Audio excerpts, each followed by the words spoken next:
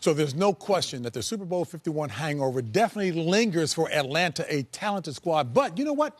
I've got a feeling that our guest is still celebrating the epic New England comeback win. That will be Hollywood box office chart topper and the star of Daddy's Home 2 in theaters everywhere this week, plus friend of Tom Brady. And don't leave out Mr. Bob Kraft, the owner. Yes. That would be Mark Wahlberg. Did he get on your case one time before? Like you had something to do with it. You know what? There's been a couple of times. He has been such a great supporter. I mean, actually, him and my wife now are more friendly than I am with him. You know, she got extra Super Bowl tickets. She's all dialed in with Mr. Kraft. Now, we know you know the game exceedingly well. We know you are a big fan supreme. Did you get off the bandwagon with 1 foot at all after the first couple of weeks of the season with New England's defense being as porous as it was? No, absolutely not. Obviously, a little bit disappointed losing at home in to Kansas City. I was actually at the game. But, we showed up against the Falcons again, and they're good. I mean, and I was honest. That Jets call was terrible. We'll take the ball on the 20 and, should have lost the Kansas City game. But you know what? It really is about how you finish. The surprise is how well Buffalo is playing. And the rest of the division is doing pretty well. Kind of funny how he sounds like he's just a fan, just goes to the game. I'm sure you sit up in the nosebleed section. Oh, yeah. He sits I was at that game against Kansas City, too, Mr. Wahlberg, and you actually introduced the game to everybody. And they lost. Face of the game, and they lost. Uh-oh. Yes, I did. So maybe it was me. I don't know. I think when my son had a panic attack and we had to leave the Super Bowl because he was dropping F-bombs at 8 years old while we were down. But this is as the comeback was happening. So I actually left to take him back to the hotel, and everybody's like, oh, my God, you must have been so upset that you missed the ending of the game. I said, absolutely not, because my wife was there, so she wasn't going to let me get drunk and go crazy. And so I was at the hotel in time and still made it to Pebble Beach the next morning to practice my round for the AT&T. So it worked out perfectly.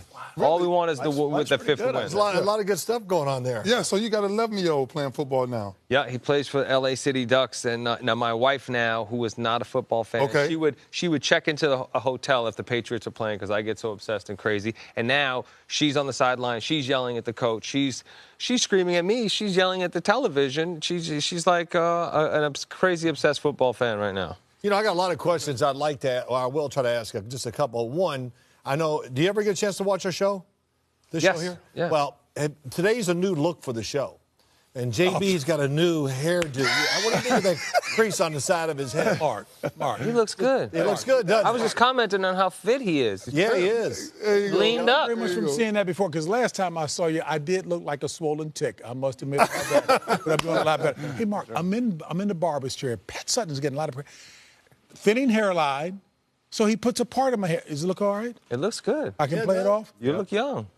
Good. So go ahead, Phil. Where are you heading with that? Go ahead. I was just going to say, I was at your premiere for Invincible when you played the Vince Papale story for the Philadelphia Eagles, and you see Carson Wentz and the Philadelphia Eagles. Yep. I'm thinking that this could be a Patriot-Eagles Super Bowl rematch again, and that would be epic. That would be amazing. I was actually talking to Brandon Graham, who's a friend of mine. I was talking to him yesterday, and just so happy for those guys, so happy for the city. And, it's great because if I'm not rooting for the Patriots, I root for the Eagles. It was an honor to put that uniform on, and the fans are absolutely amazing. And it would be nice if they went to the Super Bowl, it would be like the Red Sox and the Cubs. Both teams really deserving. So I would be happy to see you never rooted for the Ravens? I don't like the Ravens. What you mean you like the Ravens? Well, you know what? I like some of the Raven players, especially the guys that help us out on ball. That's a good answer. Hey, but no, I never liked the Ravens. Yeah. Hey, I'm loving the fact that Mark didn't back up at all. Even when Ray turned over, Mark didn't back up at all. Absolutely. When you went to the Super Bowl, you beat us in the AFC Championship. I know. I was there. I know. I was listening on the car on the radio. I was mad. I had to go somewhere with my wife, and she was like, "Stop paying attention to the game." Now she's an obsessed fan telling me to go out of the room. How'd that happen? Hey, Mark, we would be remiss if we didn't have you talk about the movie. Tell us about the movie, your excitement associated with it. Daddy's Home 2. Will Ferrell and I have worked together now 3 times. We never planned on doing a sequel, but they came up with this amazing idea to kind of introduce our dads. Mel Gibson plays my dad. John Lithgow plays Will's dad. And it's its own thing. It's funnier than the first. And it's a great family movie at this time of year for the holidays to be able to go with your kids, parents alike, to have something that's for everybody and just really funny and heartwarming. It's great. So it's a great opportunity for families to go out. I know you're good friends with Tom Brady. You play a lot of golf golf with him or some golf or whatever. Does he give you any shots? And how's that work out when you two play golf? Let's just put it this way. We've only played a couple times, and last time we were at the same event, it was Michael Jordan's tournament. Right. He took Tom Brady as his partner, and I had this lovely actress, but I don't think she'd ever played before. And then any other golfer who was good, like Brett Hull got set up with John McEnroe, and Smoltz got set up with somebody who'd never be able to play. I told Michael, I said, you're not supposed to win your own tournament. It's for charity. Oh, that's so, funny. no, those guys don't want to lose at anything. At all costs. No question about So it. you got Tom's number, of course. Yeah. Yes, I need you to text him. And what do you Since want he's to say? still playing, I'm gonna tell him I'm gonna come back one more time. Well, come back with us. You want to get another ring? Come on. You got to get another ring. You can come to New England. Really? Yes, you'll be beloved. With a statue right outside the stadium with you. Yes. Oh, man, you would break the on. hearts of the Come to New Baltimore. England. Come on. Pittsburgh? No.